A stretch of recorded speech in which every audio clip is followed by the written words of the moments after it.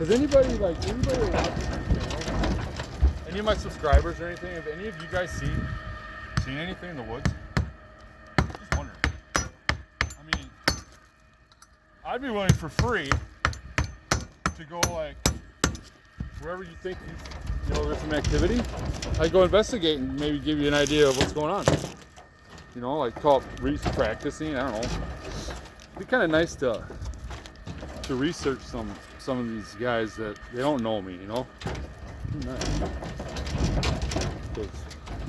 I don't hear tree knocks anymore. I don't hear trees. Because they know that I know that they know that I know. It's like I can't get a fuck you.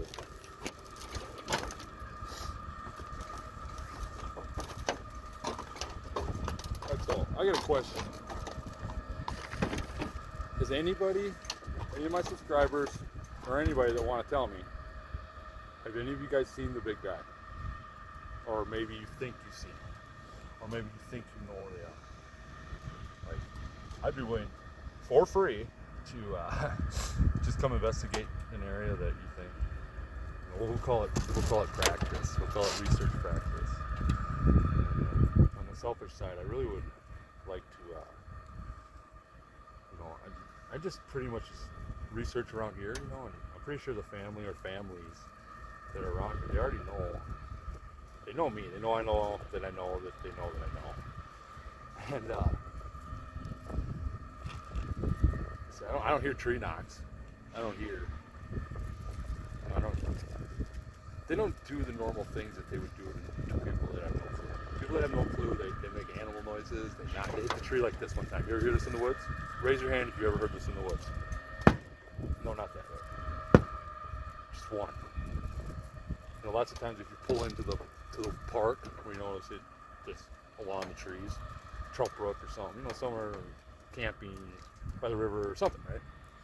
Pull in, get right out of the car, listen for a knock. Because most of the time they've knocked when you're still in your car driving up. So you don't hear it. But let's say you're camping, you're out at night and you're by some trees and go to the woods or go down to the creek every once in a while. Because if you're by the creek, then they're probably around. Maybe not always. Better chances by a river or something. They know you're camping there. They're gonna come a little closer to you so they can keep an eye on you. And if that's the case, when you get up and get out of your tent, you should hear a call, some sort of a, and especially if you're going into the woods for firewood, or you're going down the creek for water or something, pay attention when you get out and heading on out. Head down there, you're moving from your tent at night, and you're about to go down to where you've been before. We say, no, you're going there. So they're going to have a guy watching you, so that the family over the next hill or two, they can feel safe knowing that the only people anywhere around are in their tent, behaving themselves, and you got a little guy spot. You got one of them guys spot, right? So when you get out of the tent, listen for that. Serious. And if you hear one, someday when you're camping in the summer, if you hear one, you remember, just know that I'm not making things up. And tell me I'm making things up. I'll think you're kidding. Okay, I will assume that you ain't telling me that. I'm Joe Davis, all right? So it's like that. Yeah. Yeah, I have to maybe give you a little idea of what's going on around. If you want to know, if you see one.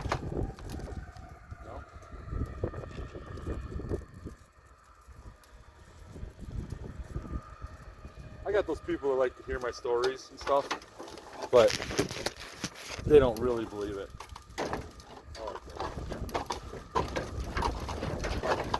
You want me to tell you a story?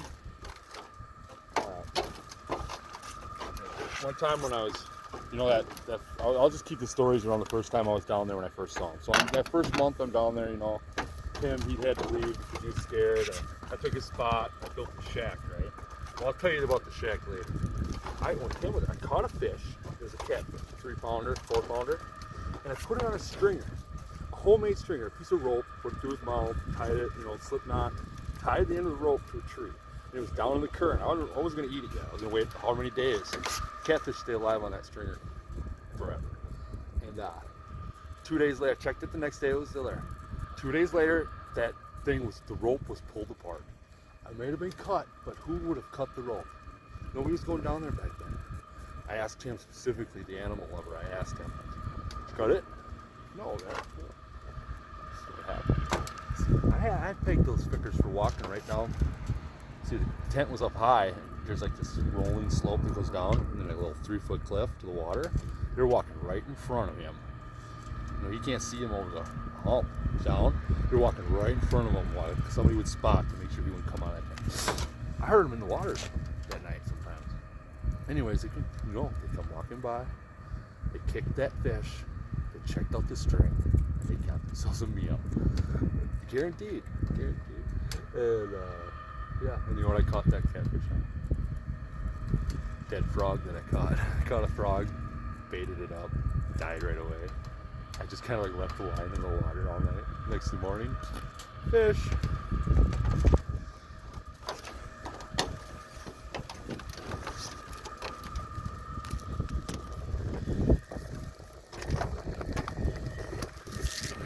Also, I take some ideas, what kind of videos you want. Do anything. All right.